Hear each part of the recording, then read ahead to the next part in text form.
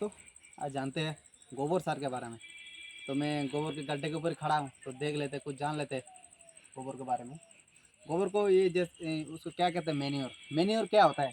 Manure में क्या कहता है, जो प्लांट या फिर जो एनिमल का वेस्टेज है, वेस्टेज वो जो कि प्लांट को न्यूट्रिएंट प्रोवाइड कराता है, इसी को मैन्योर कहते हैं। मैन्योर दो टाइप का होता है, एक होता है बल्की मैन्योर, एक होता है कॉन्सेंट्रेट मैन्योर।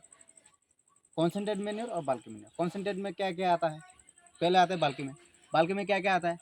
एफ आ गया, जैसे कि ये वाला फार्म यार्ड मैन्योर आ गया, कंपोस्ट आ गया, ग्रीन मैन्योर आ गया, लीफ मैन्योर आ गया। ये सब क्या क्या आ गया? बाल्की मतलब ज़्यादा। और कॉन्सेंट्रेट में जैसे कि बोन मील हो गया, ब्लड मील हो गया, नीम ऑयल केक, ये सब क्या होता है कॉन्सेंट्रेट में। बाल्की में क्या होता है? ऑर्गेनिक कार्बन ज़्यादा होता है, लेकिन न्यूट्रिएंट परसेंटेज कम होती है। किसके तुलना में? कॉन्सेंट्रेट के कंपेरिजन में। कॉन्सेंट्रेट में क्या होती है? न्यूट्रिएंट परसेंटेज ज़्यादा होती है। ठीक है। इसके बाद हम लोग जान लेते हैं इसका क्या क्या एडवांटेज है, क्या क्या बेनिफिट है। ये सब जानना जरूरी है। सबसे पहले क्या करते हैं, ये जो एफओएम है, ये क्या है? ये सबसे पहले सिर्फ नाइट्रोजन, फास्फोरस, पोटासियम नहीं प्रोवाइड कराता है, साथ में जो जो माइक्रो एलिमेंट है, ये सब भी प्रोवाइड कराता है। इसके साथ साथ क्या होता है, इसका जो ये मिट्टी का फिजिकल प्रॉपर्टी है, इसको भी सुधार करते हैं। मिट्टी के फिजिकल प्रॉपर्टी में जैसे कि वाटर होल्डिंग कैपेसिटी, जो कि मिट्टी में पानी मतलब बनाए रखने का जो कैपेसिटी है, उसको इंक्रीज करते हैं। सी कैटायन एक्सचेंज कैपेसिटी को भी बढ़ाता है। और सॉइल में बाफिंग कैपेसिटी है, उसको भी मेंटेन करके रखते हैं। और इसके बाद क्या आता है, ये ऑर्गेनिक एसिड, ये एफओएम से ऑर्गेनिक एसिड रिलीज होती है, जहाँ पे मृदा क्षारीय जैसा है, एल्कानिलिटी जहाँ पे है, वो थोड़ा रिड्यूस हो जाती है। और ये क्या है, धीरे धीरे ये जो एफओएम है, ये धीरे धीरे रिलीज होती है, स्लोली रिलीज है। ठीक है।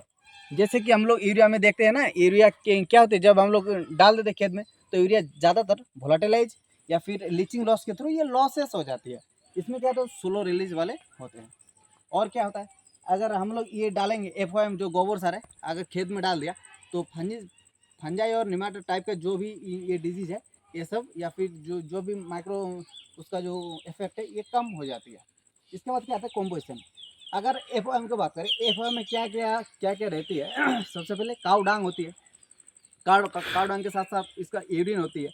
और इस यूरिन के बाद क्या आता है, उसका जो वेस्टेज मटेरियल है, जैसे कि रफेज हो गया, जो रिमेनिंग मतलब फीड फीड करने के बाद वो हो गया, लीटर हो गया, जिसमें पशु बैठते हैं, उसका जब सब सब हम लोग एक मतलब सभी मिलके एफओएम बनते हैं। और एफओएम में क्या क्या है होता है, नाइट्रोजन परसेंटेज 0.5% होता है, फॉस्फोरस 0.2% होता है, और पोटास 0.5% होता है। इसके बाद आ जाते हैं हम लोग कैसे एक गड्ढे को तैयार करें, उसका मतलब डायमेंशन क्या क्या रखें। सबसे पहले क्या आता है, लंबाई। लंबाई कितना रखना चाहिए? 6 से 7.5 मीटर लंबाई रखना चाहिए। और उसका वेट कितना होता है? 2 मीटर रखना पड़ेगा। और उनका डेप्थ या फिर हाइट 1 मीटर मेंटेन करना पड़ेगा। तो सबसे पहले क्या होता है, जब हम लोग उसका जो लीटर है, जो उसका वेस्टेज है, उसको डाल के हम लोग एक एंड में सबसे पहले पार्टीशन देके उसको डिप करेंगे, जमात करेंगे। और जब वो 60 सेंटीमीटर तक हो जाएगा ना, तो उसको हम लोग मिट्टी या फिर गोबर से मतलब मिला के पार्टीशन कर देंगे ऊपर, जैसे कि वो ढक जाएगा। ऐसे धीरे धीरे पार्टीशन के रूप में हम लोग इसको कंप्लीट करेंगे।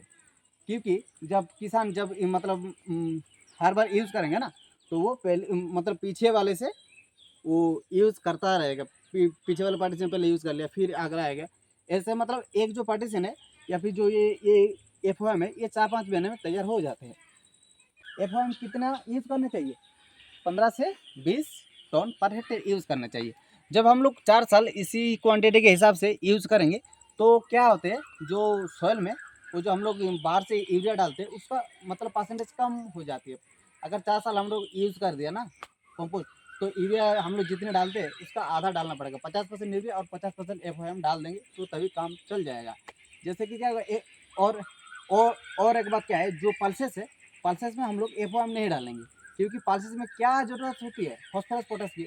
फॉस्फोरस पोटास इंस्टेंट मतलब अवेलेबल नहीं हो पाती है एफओएम से। और और दूसरा बात क्या है, इसका जो इम्पोर्टेंट फैक्ट है, नाइट्रोजन जो है, मतलब जो जब हम लोग एफओएम डालेंगे ना खेत में, तब इसका जो नाइट्रोजन 30% पहली क्रॉप के लिए उपलब्ध हो जाएगा। और फॉस्फोरस 60% और पोटास 70% ही उपलब्ध हो जाएगा। तो बाकी जो रिमेनिंग परसेंटेज जो मिनरल न्यूट्रिएंट है, जो उसका न्यूट्रिएंट है, वो बाद में अगली क्रॉप के लिए वो बना रहेगा मिट्टी में। चलिए इतना ही रखते हैं आज के लिए। Thank you.